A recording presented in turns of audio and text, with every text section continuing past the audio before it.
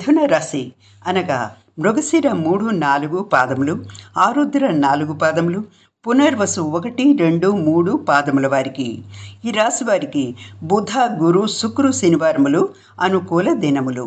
వీరికి పదోన్నతి, గృహమందు శుభకార్యముల సందడులు మొదలగుట, జ్ఞాన సముపార్జన చేయుట, ఈ ప్రయత్న కార్యసిద్ధి, సుఖము, ఆనందము వంటి ఫలితములు కలుగును.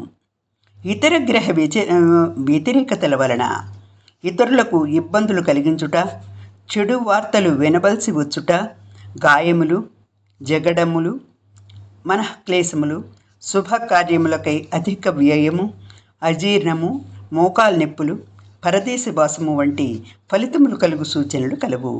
మీలోని లోపాలను ఆలోచించుకొనవలెను. శాంతంగా నిర్ణయములు తీసుకొనుట మంచి సూచన. జాగ్రత్తలు పాటించండి. హనుమంతుని స్తుతి, ఆరాధన మేలు చేయును.